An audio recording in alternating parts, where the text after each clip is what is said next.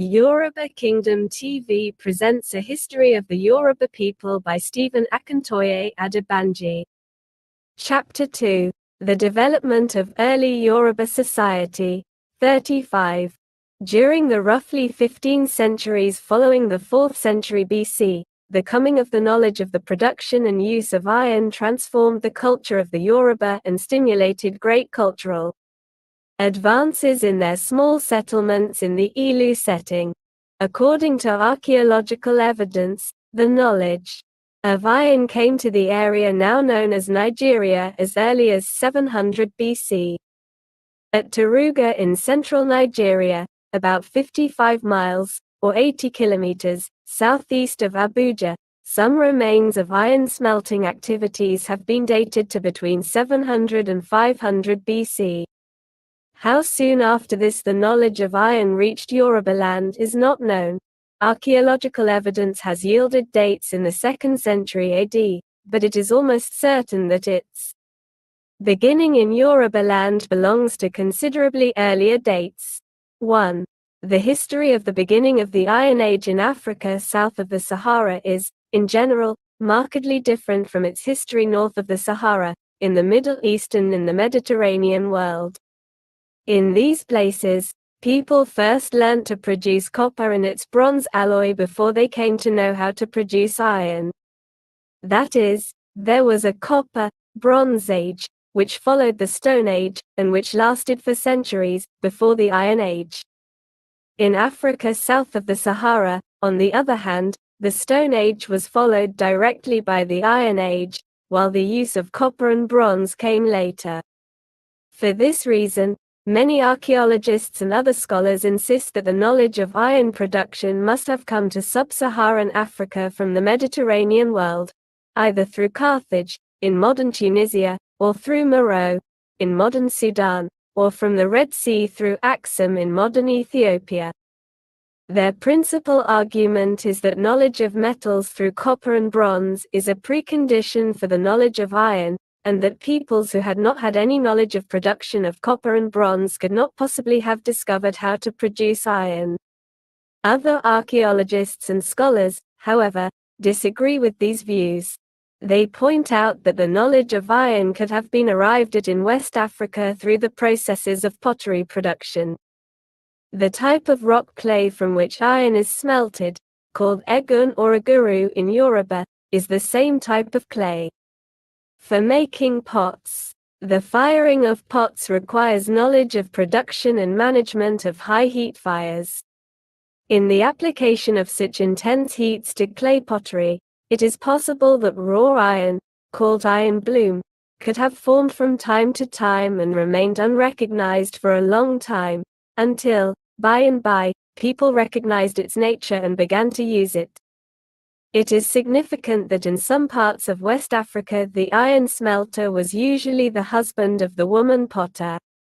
Moreover, the earliest date known for the evidence of iron production in West Africa, about 700 BC at Taruga, is considerably earlier than the beginning, about 500 BC, of iron at Meroe, the source from which West Africa is most generally supposed to have received the knowledge of iron production. In summary, the argument here is that knowledge of metallurgy through copper and bronze need not necessarily be a precondition for the discovery of iron, and that people in sub-Saharan Africa seem to have discovered iron as a byproduct of pot production.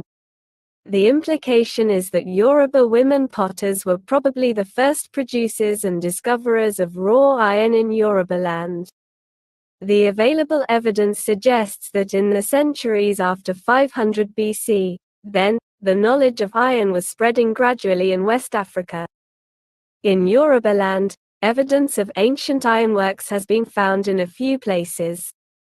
One at Ife-Jumu in northeastern Yorubaland has been dated to about 160 AD.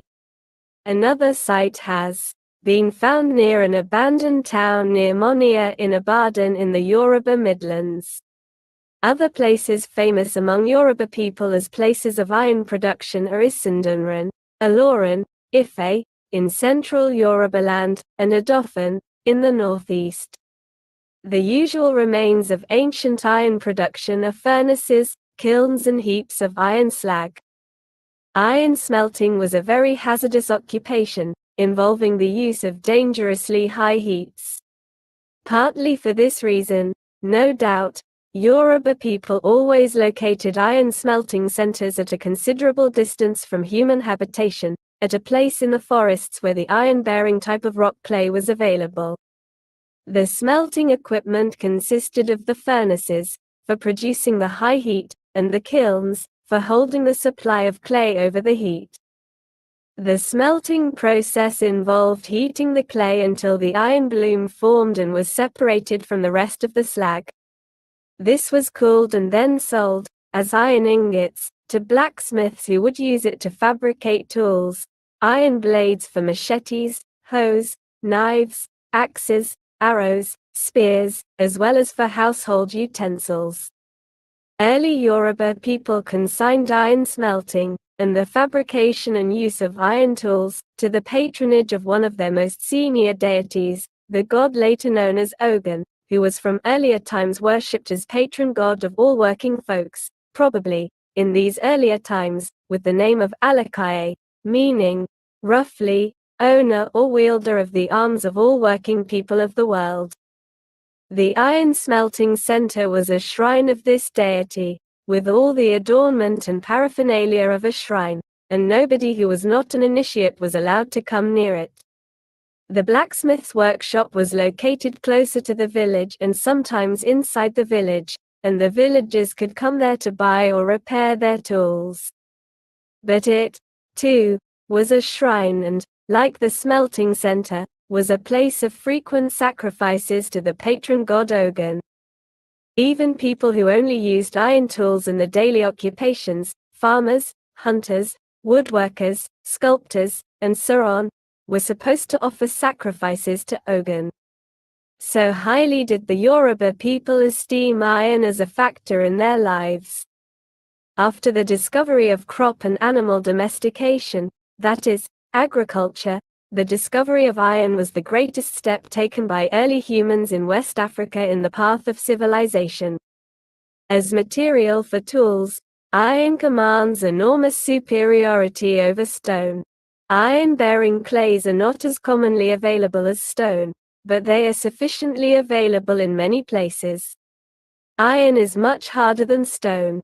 Unlike stone, it can be molded or beaten into various shapes, and iron tools can, as desired, be made very sharp. The knowledge of iron came in a particularly fortunate era in Yoruba history, coinciding, as it did, with the growth of the Ilu pattern of settlement. In practically all parts of Yoruba land, the traditions, folklore, and legends seem all agreed that, for each settlement, greatly increased security and peace was a major benefit of living in an Ilu. By and large, an Ilu was a haven of security, peace and stability for its villages. Consequently, the Ilu setting was especially suited, and ready, to derive great advantages from iron when it was discovered. In Yoruba land, then, the immediate impact of iron was the improvement of farming tools and methods. Iron tools gradually took the place of tools made of stone, bone and wood.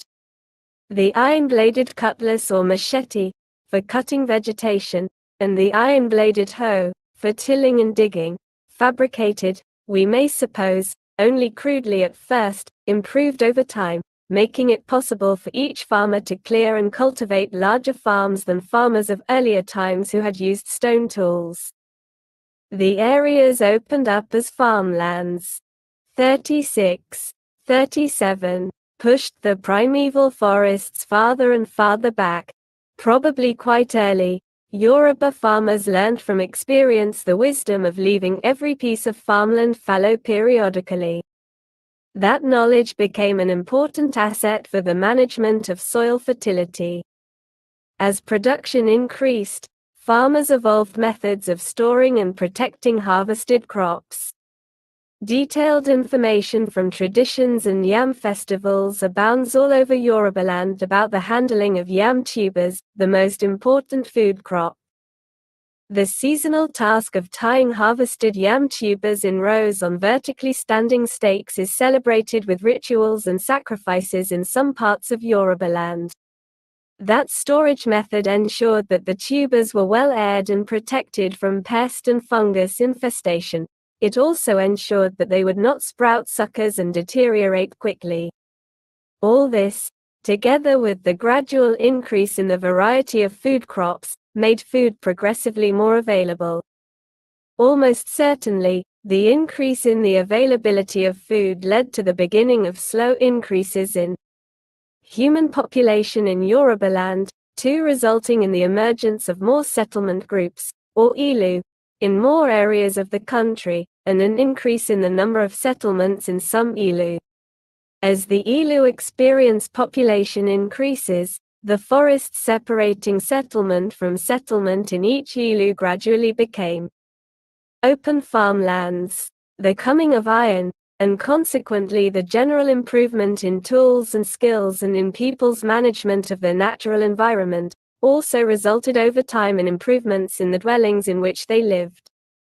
Gradually, we may suppose, people learned to build stronger and better houses, ultimately with mud walls and thatched roofs made of selected durable wood, ropes and fronds. At some high point in this improvement in the building of houses, Yoruba people turned their skills to erecting buildings which kept each extended family group or lineage together under the same roof, a logical outcome of their way of life and the group psychology which had evolved over many centuries. The earliest Agbo-Isle lineage compound thus came into being, each consisting of many dwelling units in one single building. Each building developed as a number of courtyards, around which the dwelling units were arranged. Traditions, and group behavior that survived into the early 20th century, would seem to indicate that the practice was to add a new courtyard when more living units were needed. It is not known how, in that type of approach, a group decided that an Agbo-Isle had reached optimum size and that another one needed to be started. But it did happen that, over many centuries, each Agbo-Isle came to contain about 3 courtyards as standard, while each settlement came to consist of a number of Agbo-Isle, or even some quarters, each quarter being a segment comprising a few contiguous Agbo-Isle. Architectural and aesthetic improvements to the Agbo-Isle made it gradually stronger, safer, more comfortable, and more beautiful. The preparation of the earthen plaster for walls, and the setting up of walls, became more skillful, thus increasing the intricacy, safety and durability of wall structures. The weaving of the roof thatch became an art in itself, making it possible for roofs to last many generations with only minor repairs every few years. Minor roof repairs were done often, but roof replacements were done at intervals of generations, and each such replacement job was usually taken as an opportunity to improve, and restructure if necessary, the whole Agbo-Isle.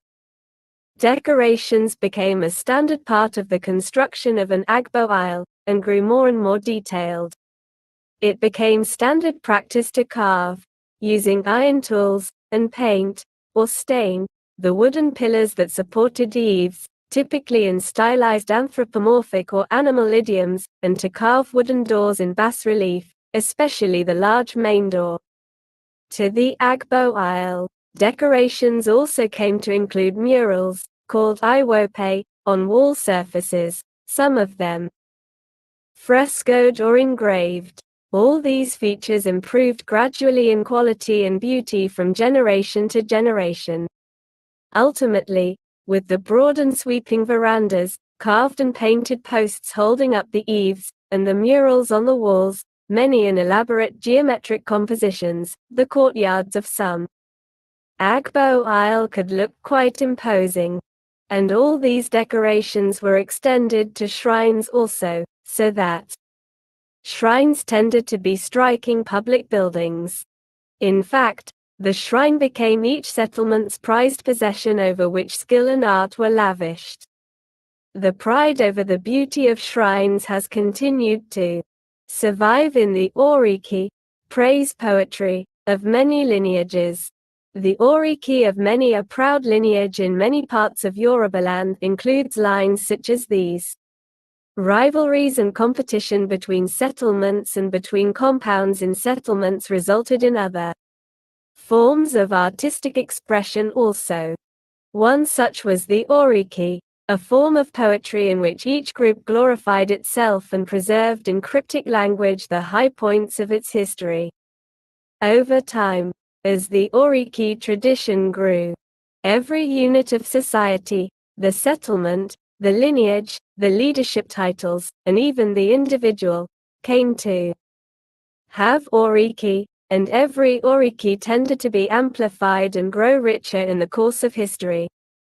Group pride also produced facial markings given to children at birth, to proclaim their ancestry, as well as exclusive group festivals, seasonal and annual, filled with special group songs and exhibitions of masks, and loud, elaborate, funerals for departed parents.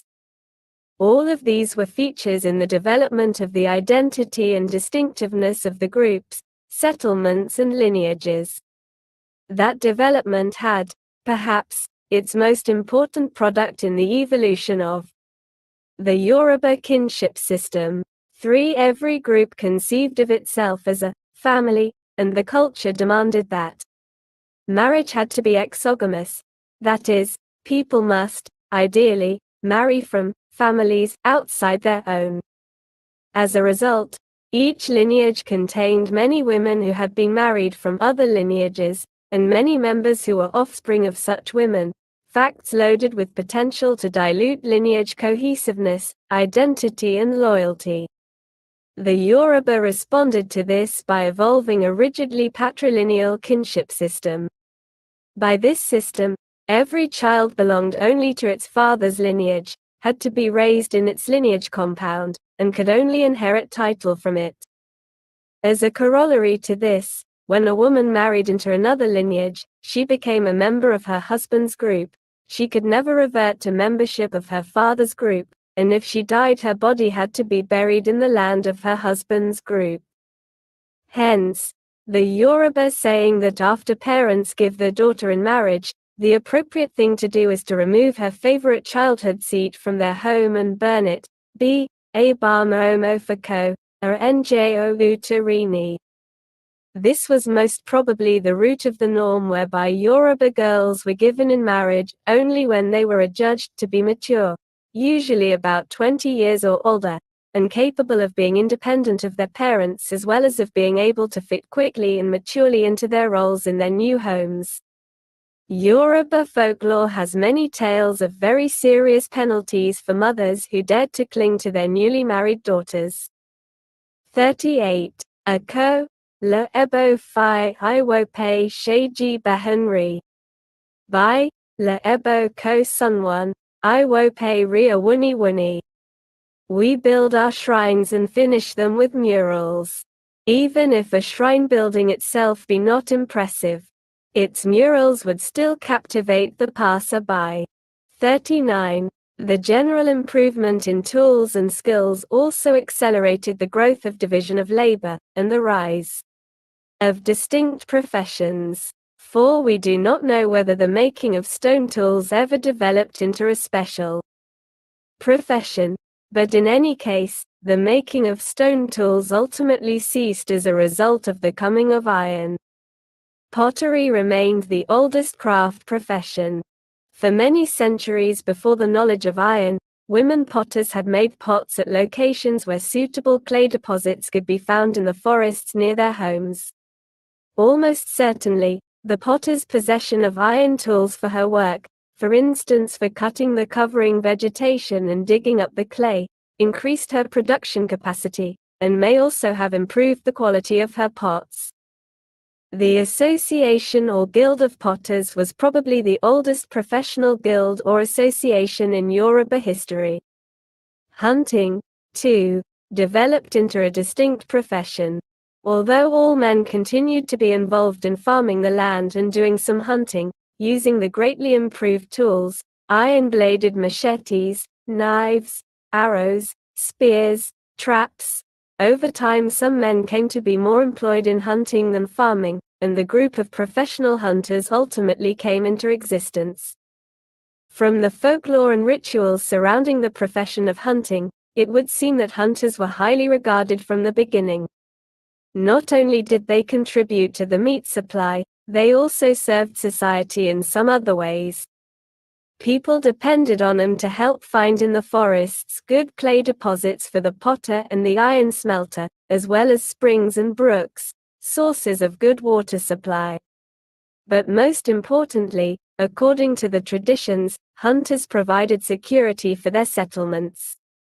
Closely allied to this, if a group or settlement needed to move and relocate, it usually depended on its hunters to find a good relocation site and the easiest path to it.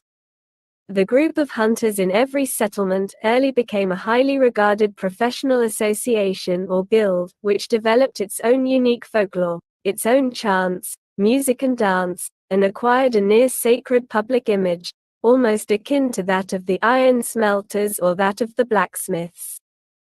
5. The entrance of an Agbo Isle in Ibadan. Photo 2 Pet, 1964, Ivan. 6. Decorated entrance of a compound in Oyo. Photo 2 Pet, 1964, Ivan.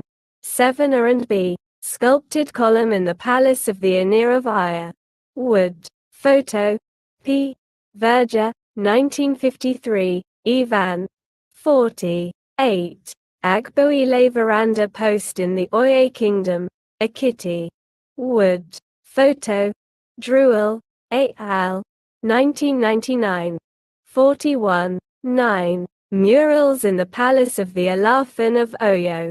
Photo 2 Pet, 1964, Ivan. 42. What was true of hunting as a profession came also to be true of many other pursuits. Most women could plait women's hair, but some became professional hair plaiters in their community. Most farmers could climb palm trees and harvest palm wine, but it became a profession for some. Some older women and men in every Agbo Isle could carry out circumcision for children, but some, usually women, came to be recognized as the professionals in the provision of this important service. Depending on the occupations common in their home area, many persons grew up knowing how to make raffia yarn, weave some raffia goods, spin cotton yarn on spindles, weave cotton cloth, weave mats, etc. Each of these pursuits, however, came to have its professionals. Yoruba people also began, after the coming of iron, to produce individuals who practiced art as a 43. Profession. The earliest sculptures would seem to have been done in terracotta, that is clay, almost certainly a development from the profession of pottery. The earliest carvings, made possible by iron tools, were presumably in wood, most of it, probably, for the decoration of houses and shrines. By the later parts of the 1st century AD, sculpture in stone appears to have become well developed also, as well as sculpture in metals, especially cast or wrought iron. Most of the growing sculptural art was devoted to the worship of gods and spirits and the celebration of rulers, leaders and heroes. A fuller attention will be given to this subject of the development of early Yoruba art in the next chapter dealing with the early history of Ife. The production of palm oil remained always closely associated with farming, but it was nevertheless one of the most important industries in early Yoruba economy. The coming of iron tools, especially the machete and the axe, greatly improved the harvesting of palm fruits. The typical Yoruba oil mill, called Yktv, evolved to handle the increased fruit harvests. The Yktv was a large circular container built on an open rock surface, with the rock surface for its base, usually in some forest location. Inside it, the boiled palm nuts were pressed to extract the oil. The process, plus other ancillary processes, yielded not only the edible oil and fats, but also the palm kernel oil, used for medicaments and cosmetics, and various fuels for lighting, for cooking, and for use in high-heat furnaces, like the iron smelters or the blacksmiths. The improvement of tools and skills enabled the Yoruba farmer to incorporate more and more crops into his farming. At some point in this long process, cotton became one of the crops he cultivated. It would seem from some folklore connected with the cloth industry that cotton and the weaving of cotton cloth first appeared in the broad belt comprising the Yoruba savanna and derived savanna countries of the Oyo, Igbamina, northern Ekiti, northern Ijesa, Akoko, and the Okan Yoruba. This broad area was the vegetation belt most suitable in Yoruba land for cotton cultivation, and was also the natural home of most of the shrubs from which the Yoruba people obtained their dyestuff. Over time, some of these shrubs came to be regularly cultivated, such as indigo. Cotton cultivation spread only slowly into the deep forests of southern Yoruba land, mostly into areas where agricultural activity resulted in more open vegetation. Even in such places, the cotton crop was prone to diseases because of the higher humidity of the southern Yoruba forest country. From the beginning, therefore, cotton cloth weaving in southern parts of Yoruba land depended heavily on cotton wool and dyestuff from the Middle Belt and the Northern Territories. Some Ekiti proverbs seem to indicate that the Igbamina were probably the earliest leaders in cotton cloth production in Yoruba land. Like the practitioners of other trades, weavers evolved early into local associations or guilds, with rules and obligations and a guardian deity. Some sort of trading also evolved in the earliest Yoruba settlements. 5 as settlement groups or ilu evolved. Each settlement or village in an ilu developed a marketplace of its own, so that there were many small market spots in each ilu. All over Yoruba land, survivals of the separate early settlements have quite clear information in their traditions concerning their early marketplaces. Most probably, trading in each such marketplace evolved from simple exchanges of products among dwellers in the same village and, over time, became gradually more complex. The economic developments consequent upon the knowledge of iron would no doubt have speeded up the growth of trade as a factor in the lives of the early settlements. Increasing productivity in farming, in the production of palm oil and other palm products, in pottery, in 44, the making of baskets, mats and cloths, and in the manufacture of iron tools and implements, coupled with the growing division of labor and the rise of distinct trades and professions, all these would have created the condition for increasing the growth of trade, first in each village and then between villages in each ilu. A further development upon this, no doubt, was that particular village markets became known as the best places to procure or sell particular products, resulting in the gradual pooling of the ilu into one market community. It is not known what mode of exchange was employed in this earliest of Yoruba trade. Some traditions, reinforced by some surviving traces of practice, suggest some sort of barter of products for products. The use of cowrie shells as currency almost certainly, as will be seen later, began in times before Adebanji, that is, before the 10th century. In the context of this age of varied growth and development, political organization of society also began and developed. 6 Each settlement had a rudimentary government from very early, under the leadership of a headman, the oldest living male member of the group. He was a sort of ruler and priest. His religious authority and ritual functions sprang naturally from his being the group's father, and the nearest person to the departed ancestors of the group as well as to the primordial spirits inhabiting the earth upon which the settlement stood. He was keeper of the totem and other secrets of the group. The group's totem was an object treasured by the first father of the group, a charm, article of personal adornment, favorite tool or artifact, etc., and believed to have been bequeathed by him to the group on his deathbed. to be kept as the symbol of the group's unity and identity. Sometimes, copies of the totem were made and given to members to keep or to wear on their persons, but the original was kept by the group leader and passed on to his successor. The group leader also kept and tended the group shrine, made the daily, periodic and seasonal rituals, and offered the sacrifices. His authority in trying and punishing offenses was conceived of as flowing naturally from his religious authority and ritual powers. In modern political language, then, he was ruler, priest, judge and enforcement authority. From this point, Yoruba traditions generally paint an implausible picture of sudden transformation of each village or settlement into one that had a government with an exalted ruler, subordinate chiefs, rituals and orderly laws. Such phenomenal transformation is made to seem as if it all happened in one generation, such as from father to son, but we are certainly right to assume a development that lasted many centuries and many generations. What most probably happened is that each group, which later became a settlement, started off as one small family whose surviving members kept in close association for generations until they became a lineage, that is, a group of families bound together by belief in common descent from a known ancestor. As the group grew larger, it kept regarding itself as one family, even if other persons joined it from time to time.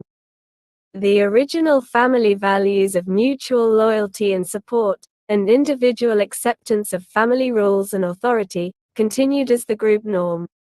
The authority exercised by the father in the foundational family became institutionalized in the leader of the group. The original family demands on interpersonal behavior, and of group duty, became institutionalized into group rules and law. Continued expansion of group size and needs slowly generated devolution in the performance of group duties, which then gradually produced institutionalized officers and officers, that is, chiefs and priests, below the level of the group leader, complete ultimately with titles and insignia. The leader's own title had to proclaim that 45. He was father, head, and embodiment of the spirit of the settlement.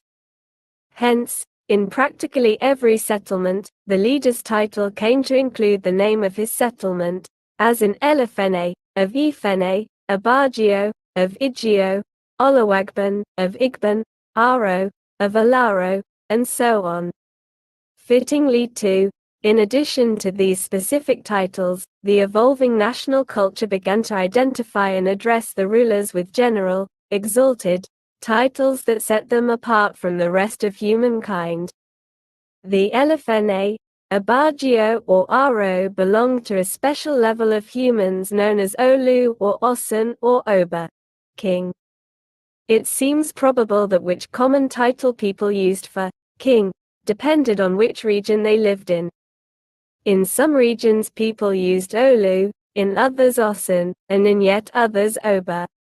An Yktv tradition has it that in most parts of Yorubaland people first used Olu or Osun as leader titles. At some very late point in the evolution of these settlements, their leaders began to wear a distinctive skull cap. Since the crowns of Yoruba kings have continued till our times to be regarded as sacred objects, it seems very probable that crowns started off as part of religious and ritual attire. For reasons unknown to us today, the ruler seems to have begun to wear some special cap as part of his religious garb as he performed the rituals and sacrifices at the shrine. Over time, wearing such a cap became a generalized part of his clothing while performing any of his other functions, even though the ruler's skull cap never ceased being regarded as a sacred, religious object. We have very clear descriptions of these earliest Yoruba crowns in the traditions. Moreover, some ancient recesses of some Yoruba palaces are believed to have samples of them. They were simple-looking caps woven from pieces of certain types of raffia yarn at first, and much later from certain types of cotton cloth and yarn, not anything like the elevated dome-shaped or cone-shaped crowns of a later period of Yoruba history. The important consequence of the emergence of many compounds in each settlement is that each compound slowly, over many centuries, took on some life of its own, a latter-day lineage. Each settlement thus became a sort of superlineage comprising many small lineages. Particular leadership roles in the settlement became domiciled in particular compounds. When the bearer of any such title died, the inhabitants of the compound became responsible to the village for selecting his successor from within their compound. But since the title, and its duties, belong to the whole settlement and not just the compound, the village must accept the appointee and install him. The system whereby the chiefs gathered in council around the ruler to manage the affairs of the settlement gradually evolved. In each compound, the oldest member was the compound head, vested by practice over time with judicial and other authority in the compound. As earlier indicated also, the farms pushed farther and farther away from the villages, even though the areas immediately outside each village remained the most intensively farmed. Moreover, from each village, paths radiated into the neighboring forests, to the sites of the palm oil mill or Yktv, the pottery, the iron smelter, the brooks and springs, sources of the village's supply of water. From the earliest times, these special forest locations and the farmlands were conceived of as common property of the village. In this way, the Yoruba laid the foundation of the system of land ownership that later became a very significant feature of their culture. Although the oral traditions speak almost entirely of the roles of men in the ancient Yoruba villages, there are nevertheless glimpses of women's roles. The traditions are clear that, from the very beginning, women were the makers of pots, a very important service to their settlements. For reasons not entirely 46 clear to us, women were also the traders from the beginning. It is probable that this was a consequence of an early division of labor whereby the men cleared and prepared the ground and raised the crops, with significant assistance and backup services from the women, and the women harvested most of the crops and offered the surplus for exchange, or sale. When yarn making and cloth weaving came to, they became exclusive industries of the women. The typical Yoruba loom, from early times, was the vertical loom installed over a shallow pit in the house. The other type of loom which also became common in Yorubaland, the horizontal draw loom, a specialty of the men, came much later, and it long remained exclusive to northwestern Yorubaland, that is to the Oyo country. The women were, in early times, the greater actors in the spinning, weaving and dyeing processes which, over time, gave Yorubaland its very important cloth industry. But early Yoruba women may have been more active in the political process than the oral traditions would admit. For instance, it is possible that some very early influential position for women is what we have in very many folktales about a woman with the title of Inosan, represented always as first wife of the Osun, king. Within the palace of the Osun, the Inosan wielded authority second only to that of the Osun himself. This very influential female official always starts off in each folktale as a glowing embodiment of power and authority, and feminine beauty, and then she is shown as coming to a tragic end on account of her wicked use of her power over the other women of the palace. It is significant, however, that in none of these folktales is the legitimacy of her authority ever questioned. Her tragic end is always caused by the manner of her use of her authority. This seems to imply either that having women in positions of authority was acceptable, and perhaps even common, in early Yoruba settlements, or that women did in fact occupy leadership positions but were, in a generally male-dominant culture, depicted as temperamentally incapable of using leadership positions well. The Inosan was probably commonly mother of the settlement while the Osun was father of it. Admittedly, The Enosan folktales do not rank as direct information about influential roles for women in early Yoruba settlements. About such roles for women in the kingdoms of later periods of Yoruba history, the oral traditions are replete with direct information. Women did become crowned rulers of Yoruba kingdoms in these later periods, and it does seem improbable that such eminence would have had no root whatsoever in earlier periods of Yoruba history. Yoruba traditions hold up the development of herbal medicine as one of the triumphs of early Yoruba history. Slowly, over many centuries, the Yoruba people in their villages accumulated solid knowledge of countless herbs and herbal preparations for various sicknesses, as well as considerable knowledge of the nature of many diseases. Professional herbalists called Onosegun emerged, on whom the people of the village depended for the treatment of their sicknesses. Over time, indeed, specialization developed in this profession, so that there were those, called Onosegun Aremo, who specialized in the treatment of infertility in women, the management of pregnancy problems, the delivery of babies and the treatment of childhood diseases, those who specialized in the treatment of mental and nervous diseases, those who specialized in the fixing of bone fractures, and so on.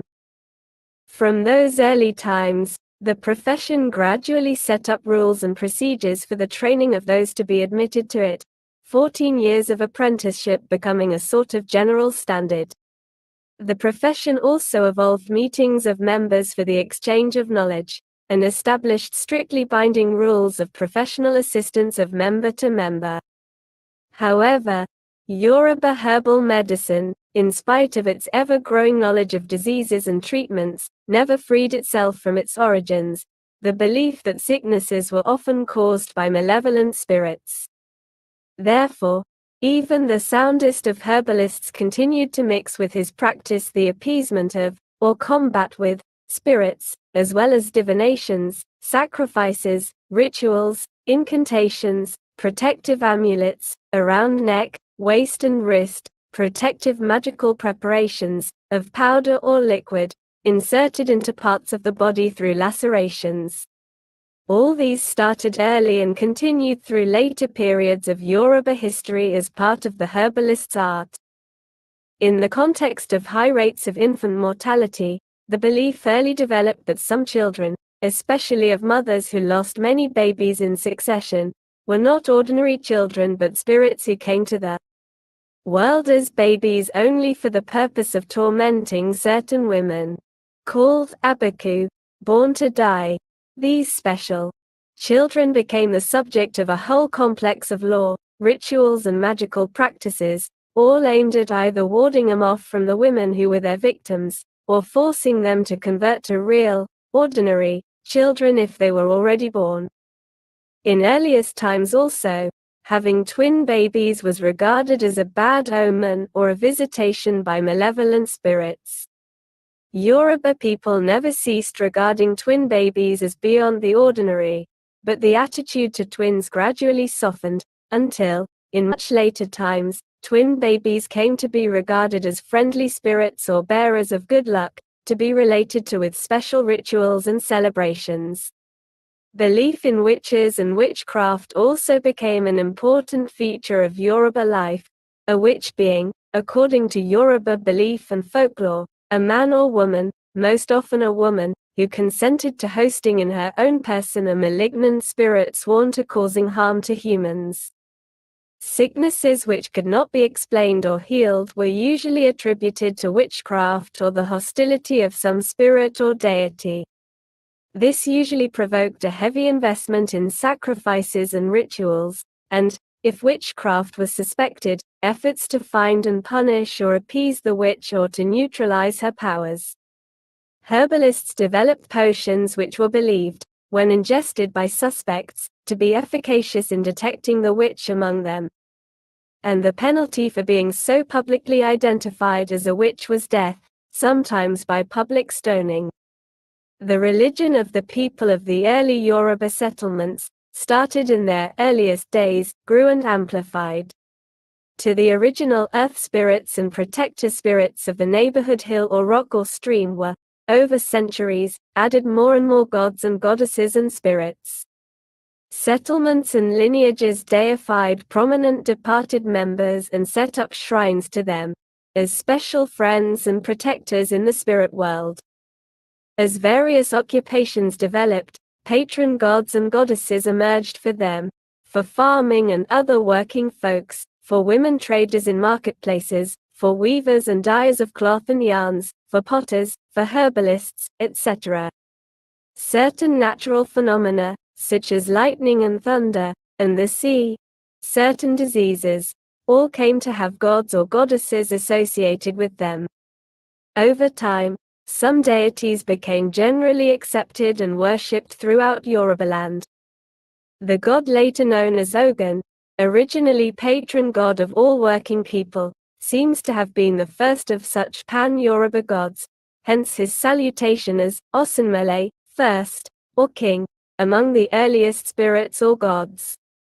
By the 10th century, or perhaps even considerably earlier, the main outlines of Yoruba cosmology and religion had evolved. The Yoruba conceived of all existence as located in two realms, a lower realm known as I, the earth or the world, the abode of humans, and a higher realm known as Oran, heaven, the 47, home of the spiritual beings. The realm of the spirits was conceived as consisting of two spheres, a higher and a lower.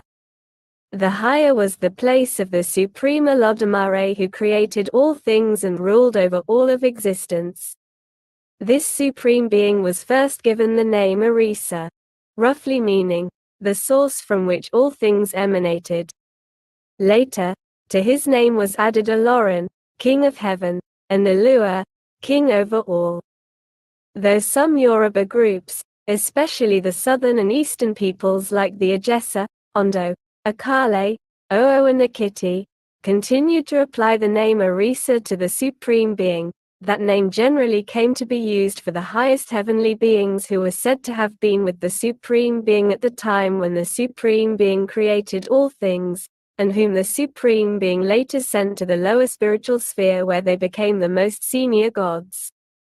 The Supreme Being's sphere was so far above the humans' world that humans could not worship or relate directly with him. Therefore, only in a very few places in Yorubaland did shrines emerge for his worship. Generally, Yoruba people believed that no human could know what sacrifices would be acceptable to Oloran or Olua. At some late time, Oloran or Olua also acquired the name Olodumare, a difficult name that has been variously translated or deciphered. The central word in this name is Odu, which means fullness, or totality. For this reason, Olodumare has been translated by some as the absolute fullness that encompasses all. Oluwalana suggests that its best translation would be the king, who holds the scepter, wields authority and has quality which is superlative in worth and permanent, unchanging and reliable. 8. The second heavenly sphere existed in very close proximity to the world of humans and was the home of all the other gods, collectively known as Amale, and the spirits, all arranged in grades from the highest to the lowest. The highest category consisted of the Orisas, namely, Orisunla, arch-divinity, Ifa, god of wisdom and divination, Ogun, god of working people and Navian, Esu, messenger of the senior gods, and others. Of these, Orisunla came to be regarded as the most senior. He was believed to have assisted Olodumare in the act of creating man. A goddess named Adudu was regarded as wife of Orisunla and mother of the gods, Iyamole or Ieramole. In certain liturgies and localities, the name of this goddess later became confused with the name Adudwa, the name of an important male personage in later Yoruba history. Adudwa was later deified, as a male god. Adudu is still worshipped in some places in Yorubaland as Adudu, not Adudwa. Adudu's shrine and rituals still exist in Adu, in Akiti, where she is worshipped as mother of all mothers and their little children. 9. The total number of the gods, Amole, varied from region to region of Yorubaland, but 401 appears to have been the commonest count. By the 10th century, many of the gods were already pan-Yoruba in acceptance and worship. Such pan-Yoruba gods increased in number in later periods of Yoruba history. Each Amole was concerned with a particular department or pursuit of human life and demanded a particular type of sacrifice and rituals. Below the level of the Amole were countless spirits, each in its own way in frequent contact with human life. Growing from the whole complex of Yoruba beliefs and religion, there emerged the powerful tradition of Yoruba divination, the telling of hidden circumstances and of the future through carefully learned processes. 10. Typically, the Yoruba assigned divination to the province of a god, Ifa, the god of divination.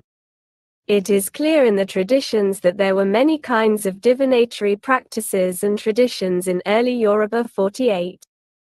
49. History. But over a long time they almost all became consigned to the province of Ifa. Some Yoruba traditions indicate a Nupe contribution to the earliest rudiments of the Ifa system in Yorubaland, but the extent of such contribution is uncertain. According to traditions recorded in the late 19th century by Samuel Johnson, there lived in Ife in pre-Adudwa times a man of Nupe extraction named Setilu or Agbonaregan, the latter being probably the name given him by his Ife hosts. Agbonaregan, practicing Ifa divination, lived in some places in eastern Yorubaland, including Adu in Ekiti, and Oo, before he came to settle in Ife, where he acquired considerable influence on account of his Ifa divination, and where he initiated many people into Ifa mysteries and divination. Some apparently older traditions, however, have it that the practice of Ifa divination was introduced to the world by the benevolent act of the god of wisdom, Ifa, himself, through the instrumentality of his 16 children, and that, in its early rudimentary form, it was common among the Yoruba, Nupe, Edo and Iberiba. The probable conclusion from these traditions and myths would seem to be that Ifa developed slowly from very early times in the context of the cultures of the Yoruba, Nupe, Edo and Iberiba region. Thereafter, Yoruba creativity elevated Ifa divination and mysteries and enriched them with a profound body of folklore, until the whole Ifa system became a sophisticated theme in Yoruba religion and culture, and Ifa became a very important Yoruba god, the god of divination and of hidden knowledge, the mouthpiece of the gods. In the long history of the development of Ifa and of Ifa mysteries, practices, divination and folklore, the Yoruba people gradually evolved a rarefied body of lore, knowledge and wisdom known as Odu Ifa, roughly, the body or fullness of Ifa wisdom. In its final form, Odu Ifa became the longest corpus of poetry in Yoruba folklore, a massive and ever-growing cultic body of wisdom encompassing historical and mythological accounts, exalted precepts, snippets of divine wisdom, life-related instructions, and the profoundest in Yoruba philosophy. It developed, most certainly, from very many generations of the loftiest in Yoruba folk wisdom, and it was meant to be, and was, the special preserve of the select elite. Known as the Babalawo, father of the secrets, the priests of Ifa. As the exalted profession of the Babalawo developed, the initial schooling of a Babalawo, consisting of intensive, unbroken instruction in the practice of divination and in spiritual development, an unfaltering memorization of the entire Odu Ifa, was generally supposed to last for 14 years, but in reality his education was a lifelong pursuit. The nature of the Babalawo's life and profession demanded that he should be in regular contact, sharing and collaboration with other Babalawo. In every settlement and in every ilu, an association or guild of Babalawo early came into being. Another very important development in Yoruba religion and cosmology was the belief in the afterlife. The Yoruba believed that the dead went on to live in another place of existence, some part of the heavenly realm, from where they could see, interact with, and help humans in this world.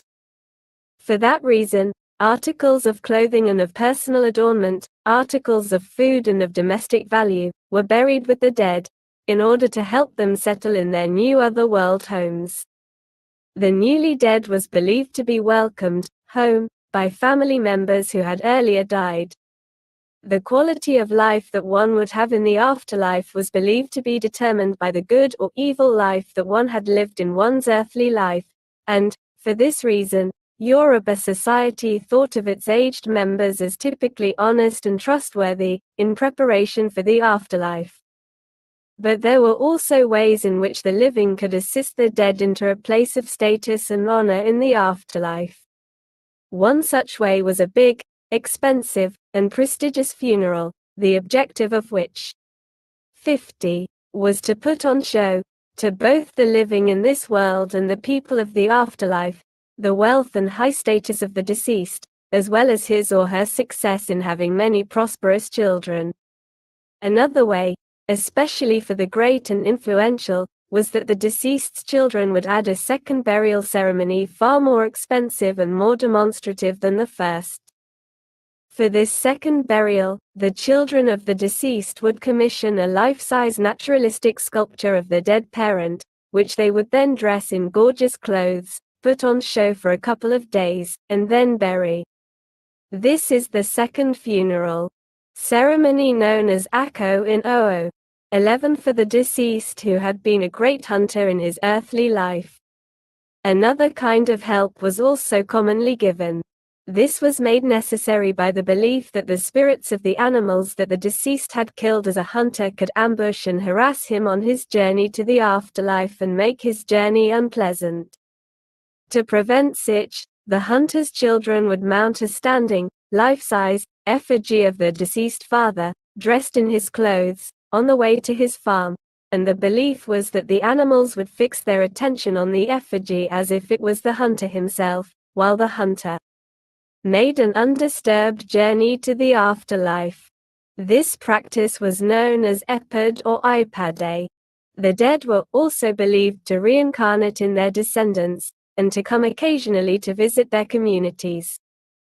The belief in reincarnation led to the practice of giving personal names that identified some persons in every Yoruba family as reincarnations of departed parents, and the belief in the occasional visits of loved ones from the other world produced the Egungun cult. The annual calendar of religious rituals and festivals in every Yoruba community included one or two celebrations when Egungun, represented by masked persons believed to be loved ones from the afterlife, walked the streets and visited homes. The Egungun came in various types of masks, in combinations of cloth, fronds, varieties of raffia, beautifully carved wooden pieces, decorations with beads, cowrie shells, etc., and for various purposes.